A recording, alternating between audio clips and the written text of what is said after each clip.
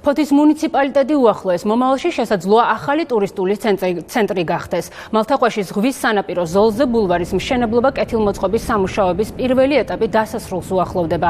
სანაპირო ზოლზე მიმდინარე სარეაბილიტაციო სამუშაოებს ფოთის მაჟორიტარი დეპუტატი ირაკლი ხახუბია ქალაქის მერთან ერთად გაეცნო.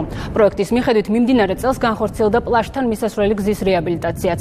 ზღვის სანაპირო ზოლის გასწვრივ მოეწყო შიდა მომსახურების გზა ღია ავტოსადგომებით. დამონტაჟი და გარე განათება მოეწყო მწვანე ზოლი. მალთაყვის სანაპირო ზოლის კეთილმოწყობის პროექტის ღირებულება 18,500,000 ლარს შეადგენს. 2015-16 წლებში სანაპირო ზოლის რეაბილიტაციისთვის 4 მილიონი ლარი დაიხარჯა, რომელიც საქართველოს რეგიონული განვითარების ფონდიდან გამოიყო.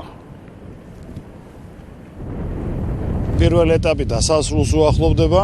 მეორე ეტაპისთვის წელს გამოიყო დამატებით გამოყო ინფრასტრუქტურის სამინისტრომ 2 მილიონი ლარი, რომელიც მოხმარდება ისევ ამ ბულვარს განვითარებისათვის და ეს ბულვარი ერთ-ერთი სავიზიტო ბარათი გახდება ქალაქ ფოთისთვის, რომელიც ტურისტებს მოიზიდავს. ჩემი გუნდის სახელით მინდა ვთქვა, რომ ეს არის ბედნიერება, როდესაც წელს უკვე ჩამოსულებს ჩვენ თანაქალაქელებს დახვდებათ საპლაჟო ინფრასტრუქტურა მოწყობილი მალთაყვაში.